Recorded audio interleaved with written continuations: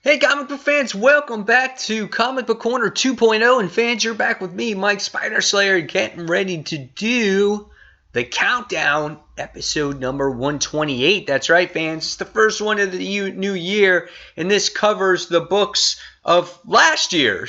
So it's kind of funny. Not many books I'm going to be talking about. I think it's going to be 9 altogether. And I actually did not read Batman and Robin Eternal yet, but I think I'm going to kind of leave that one out of the countdown as it's just a weekly book, and I want to read that with my own enjoyment. So minus Batman and Robin Eternal. So 9 books altogether, and I guess this won't count going into the countdown for the new year because technically this is last year's book. So this is just a fun week for it.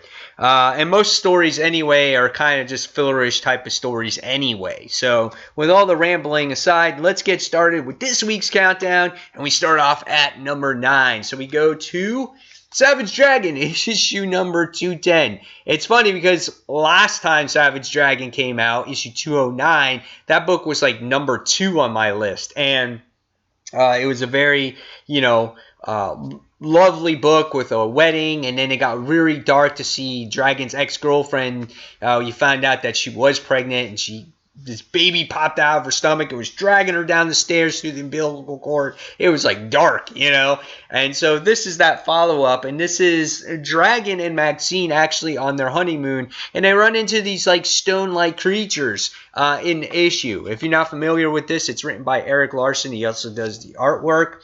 And the book it's great looking.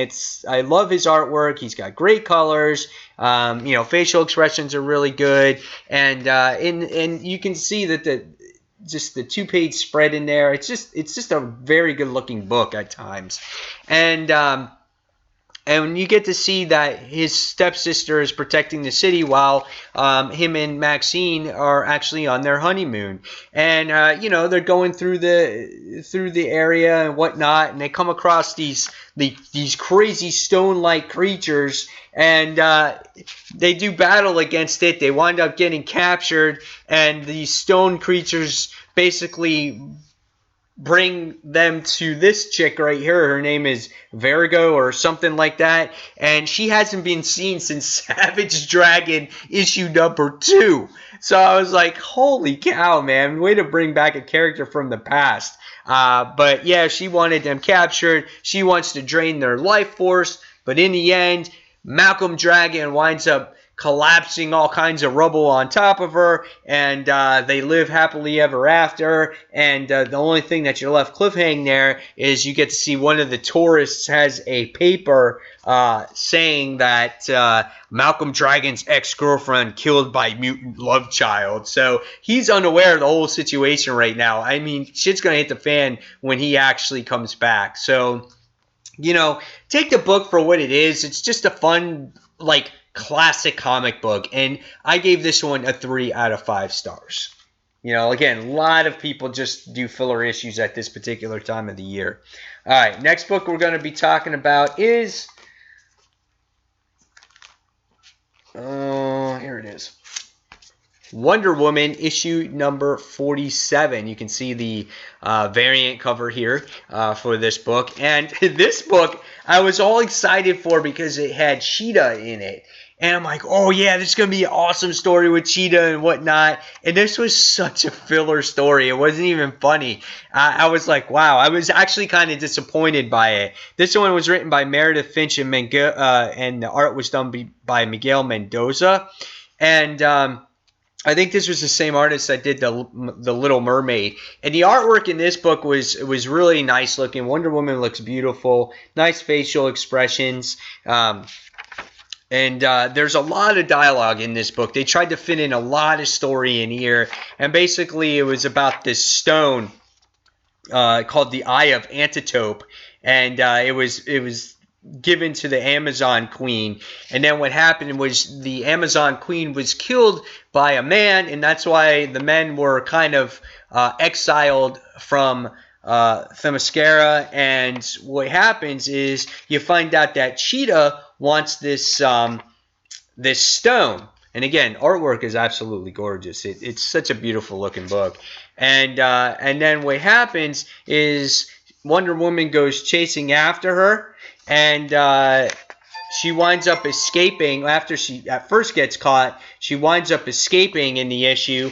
She gets into the temple just to find out that once she had this stone in her possession, when she goes into the temple, she can't have both powers. She can't be Cheetah and be invulnerable forever. So she can't stand being her former self as she was reverting back.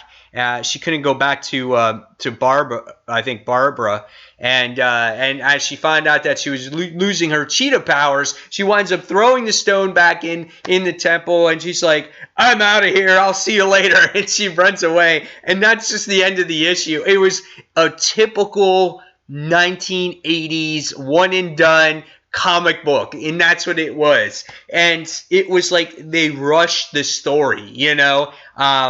I thought there would be at least a two-parter here, but it was like, wow, that's it. That's it. She gets, I don't want it anymore. I'm just gonna throw it. I'm gonna run away. You know, that's what it was. So it was okay issue, you know. But again, it wasn't the best story. The thing that got it ahead of Savage Dragon for me was the artwork. The actual artwork in this book was absolutely gorgeous in here. So this got number 8.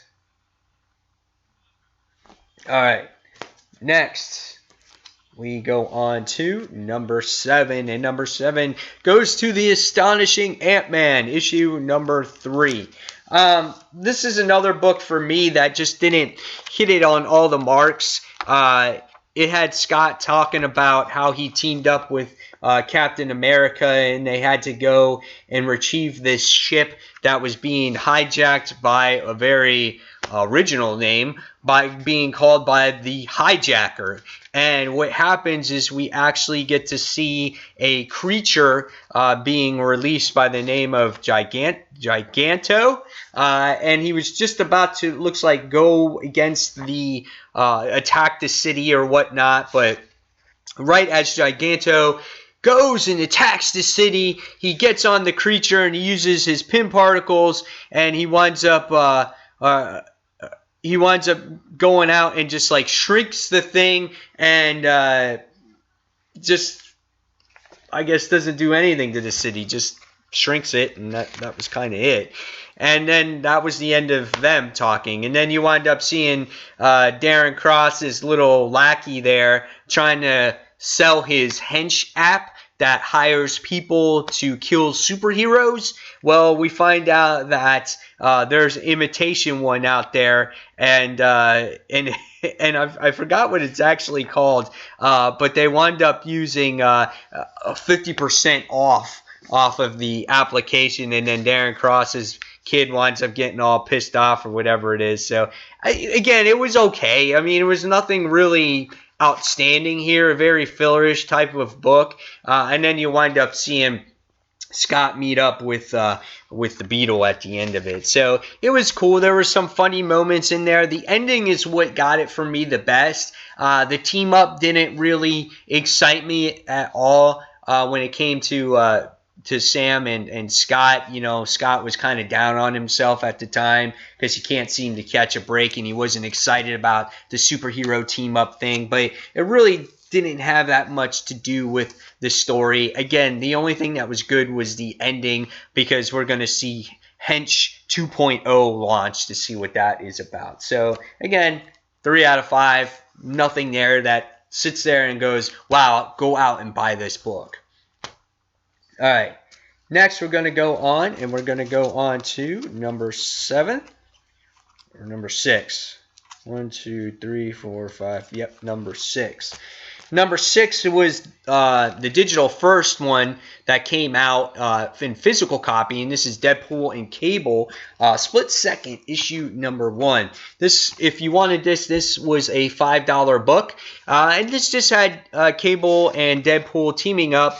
Cable basically goes out and tries to prevent Deadpool from killing a scientist, and that's what's going on. And it could have been the biggest mistake that maybe Deadpool didn't do. The scientist has something larger in play. The artwork was nice. The coloring is really good in this book, as you get to see Deadpool do his thing in the issue, as he gets to slice and dice a whole bunch of Hydra agents. And again, we get to see the scientist here. That's the big interest in the issue, as he is supposedly supposed to get killed, and Cable sees that. Cable in this issue doesn't have any of his powers whatsoever. He's just a normal man with a gun. And there is some funny dialogue with Deadpool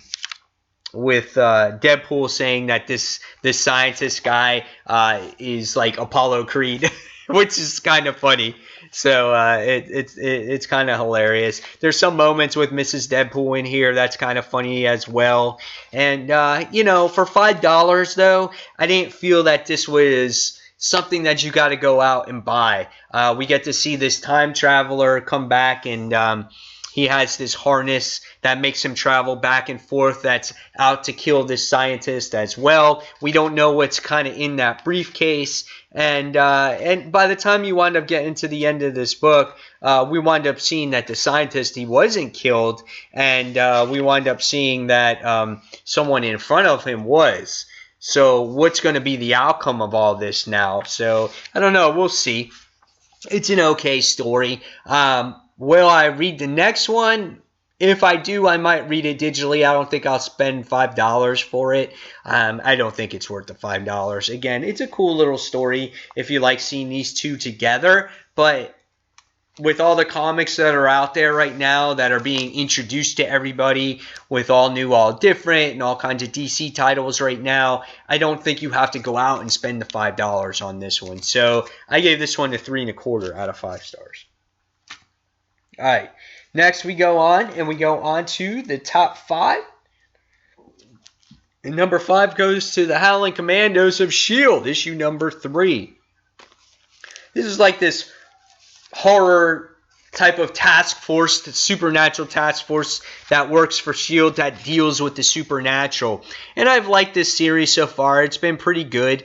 We've got to see that there's an apprentice to this Sphinx character that this guy right here, I can't really get a good picture of him, but this guy right here, he's the apprentice of him, and they're trying to steal all these artifacts, and he brings all these mummies to life, and these supernatural agents of S.H.I.E.L.D., called Stake, they go in and try to find out what's going on with the situation. There is funny moments in this book when it comes to Duggan and Agent Jasper here. He has a real connection with this guy, but he's just a zombie. So whenever Duggan actually talks to him, he's like, "Oh, you remember Angolia? You missed the drop zone, and we were stuck in the tree for nearly..." And then he's like, "Jasper?" And he's like, "Yeah." And he just shakes his head. He's like, "Oh my God." He's like, "What am I dealing with?" So he obviously keeps him alive because he was important to him in the past. And you see him throw him out the plane. There's really a hysterical moment. He's sitting there drooling as he's falling off. He's like, that's what I pictured in my head when I was reading the book. The guy, this guy makes the book for me, this Jasper character. And then we also see this Nadine character that they captured in the last issue because they're trying to control her powers. And she runs into Jamie, which is the Teen Abomination. They have a good talk with each other and trying to say, "Hey, you got to control your powers. These S.H.I.E.L.D. and Stake, they're here to help you and whatnot." And we get to see our agents do battle against the supernatural, and it was kind of an entire setup the entire time. And we find out now that Nadine and her brother, which is trying to remember her, Naveed, are actually twins. Okay, so Naveed is the apprentice to the Sphinx, and then she's the one that got captured by the S.H.I.E.L.D. agents, and he can manipulate her his powers through her, and she can cause problems. So she was causing problems in the Shield base, and Jamie had to resolve the situation and whatnot. And the Mummy characters wound up setting up our stake soldiers, and they wound up practically setting up these time bomb type of creatures, and the whole place wound up blowing up. And it's a cool book. It's not like the best read, but it's just a fun read. And if you like a different side of things from the normal Shield group, these guys are a bunch of characters here, and I like it. I mean, you got Hitmonkey, and you got like a man-wolf, and you got the zombie guy, and you got a clone of Dugan in here, and I think it's a lot of fun, and I enjoy it. So I give this one a 3 3/4 out of 5 stars, and it's number 5 on my list this week. All right, at least they continued a story, so unlike the other ones. All right, next we go on to number 4. Number 4 goes to Spawn, issue 259. This is cool because you get to see Todd McFarlane and Eric Larson team up on this book. And Todd McFarlane does the inks inside. He did the inking on this cover, but he does the inking in the interior artwork as well. And Eric Larson does the actual artwork inside the book. The artwork is gorgeous. I really love this book, and it has to deal with them, with Spawn being in hell and whatnot, and we get to see Spawn basically do some battle against hell and all, some more of his minions as well. The whole issue has to deal with Spawn again fighting hell, but he wants to find his wife Wanda, and the devil basically doesn't want to give up. He doesn't want to destroy the symbiote that surrounds Spawn. And he's like, well, in order for me to have your wife, he's like, release the suit. And once you have the suit, it's no more. But Spawn knows that the devil was actually tricking him. So he's like, no deal. And so basically what happens is the devil just says, well, this means war, and that's the final words that come out of his mouth, and the story is to be continued. I think the book is absolutely gorgeous. It's not a huge plot line. It's very simplistic. Hey, I'm in hell. Give me my wife back. The devil makes a deal, and if you don't follow the deal, you're going to get in trouble, right? So but nevertheless, the artwork is absolutely gorgeous, and I want to see what happens with Spawn here. And I want to see if he does get Wanda back after all these years of not having her, and if he does give up the symbiote or loses it or whatever it is. But it's a cool book, and it's so well drawn, and it's inked beautifully by Todd McFarlane, and I really liked it a lot. So I gave this one a 4 out of 5 stars. All right. Here we go. Next, we go on to number 3. And number 3 goes to Carnage, issue number 3. And Carnage is just your typical horror book. And it's just creepy, it's eerie, it's dark, it has that gritty artwork, it's very suspenseful, you kind of don't know what's going to happen. And in this issue, you wind up seeing Man-Wolf, which is John Jonah Jameson, J. Jonah's son, become that werewolf, and you see a whole battle transpire between Carnage and him.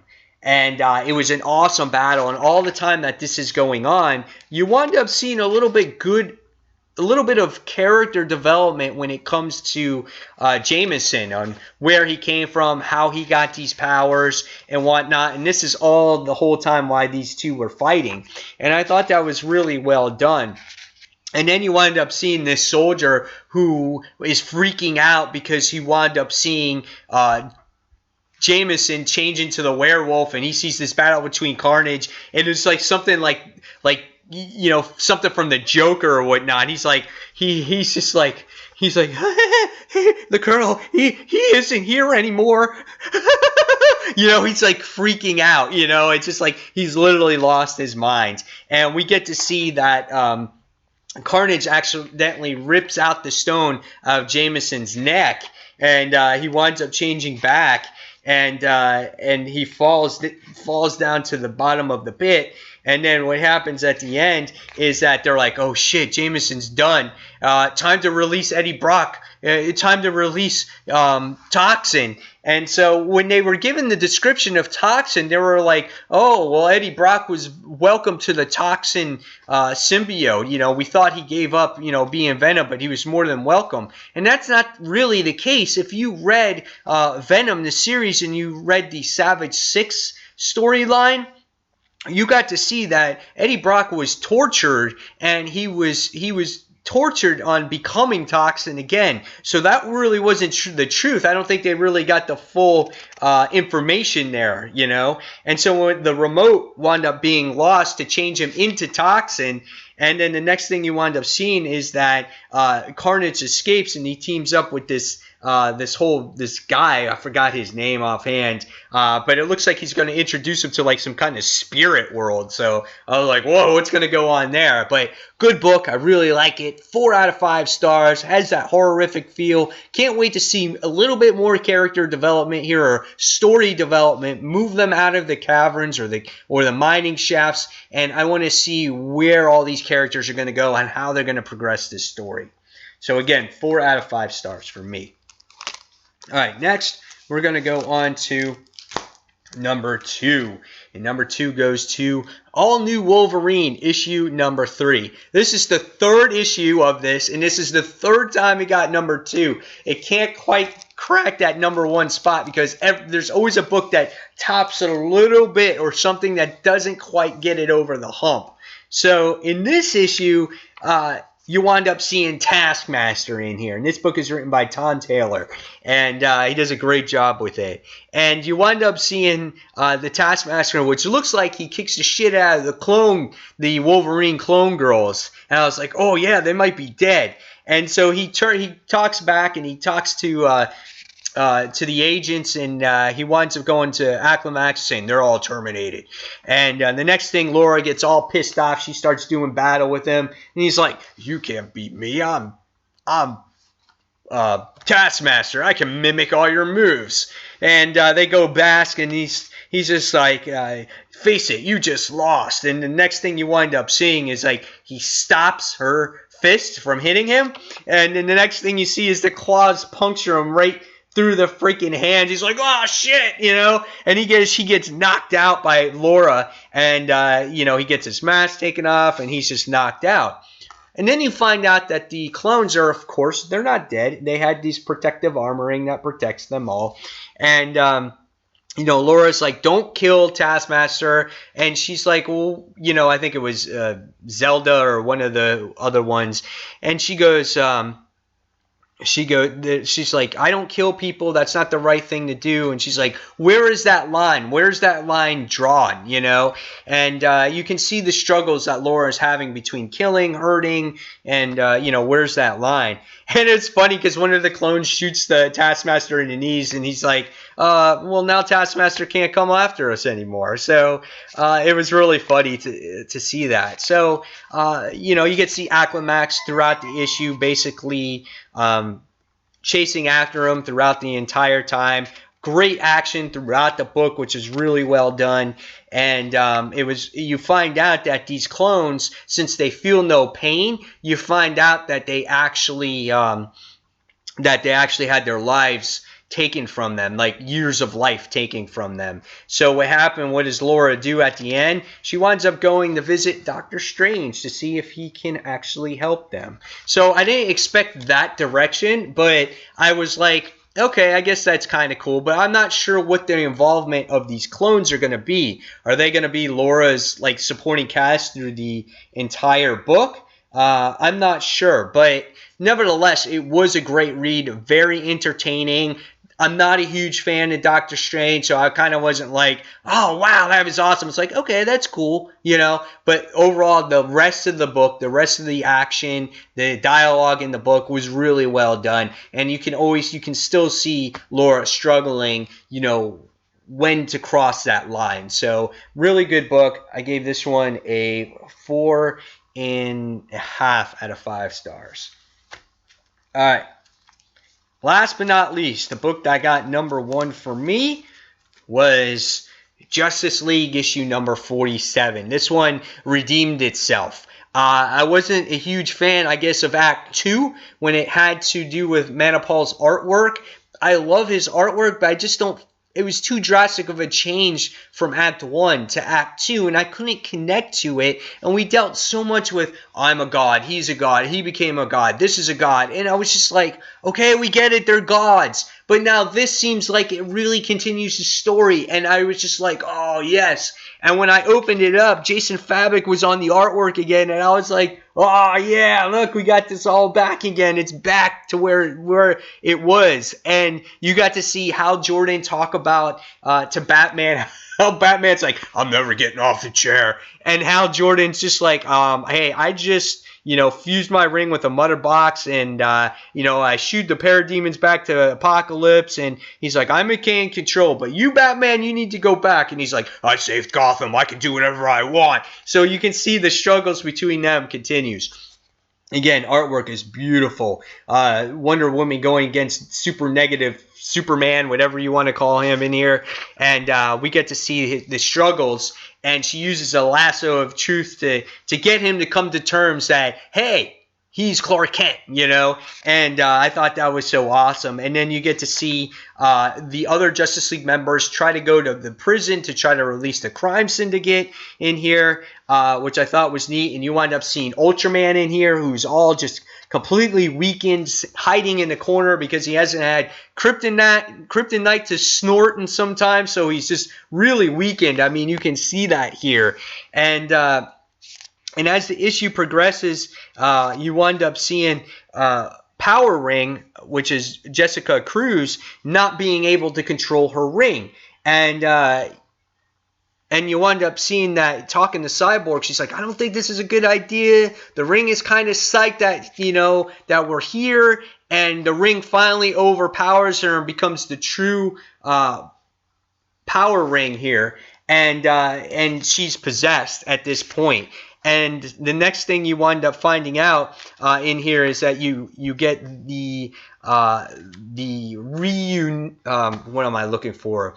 The reunion of the crime syndicate, because the next thing you wind up seeing is Power Ring actually winds up freeing Superwoman in here. And when you see her for the first time, she's just sitting in her cell, and you go and you turn the page, and she's just all sitting there with that creepy look on her face, and she's just all pregnant looking, just getting ready to give birth like at any second, and she's singing a song. And next you wind up seeing Cyborg trying to get control over Power Ring, but things are reversed. You wind up seeing Grid come back online, and just all kinds of stuff happens in this issue. So as you're starting to see the Justice League get reunited, you get to see the crime syndicate get reunited.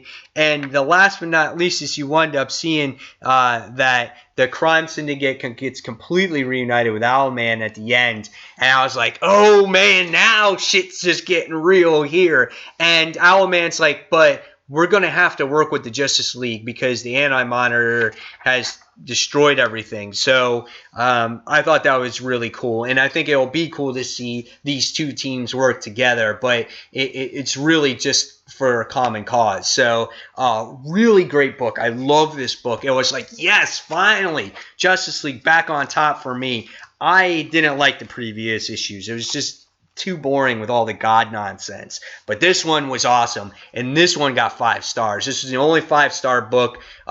Not even a 4 3/4 stars book this week. But this was the one issue that really continued the story nicely. And I loved it tremendously. So there you guys have it. There's the countdown for the week. This was just a fun countdown. This has nothing to do with going into next year's Road to Comic of the Year. And next week we'll get started with the new comics starting in January. So guys, Give me all your books. You've seen the worst, you've seen the best, and you've seen all the stuff in between. Now tell me in the comments below what books you want, the books that you thought were the best this week, which ones were the least this week. And fans, don't forget to check out Comic Book Corner Old School. That's my new channel that I just opened up. If you haven't yet, please subscribe. Again, that's Comic Book Corner Old School, where I review all kinds of classic old school comic books. So fans, as always, thank you for watching. And again, until that next comic book review, this is Mike Spider Slayer signing off. Take care, guys.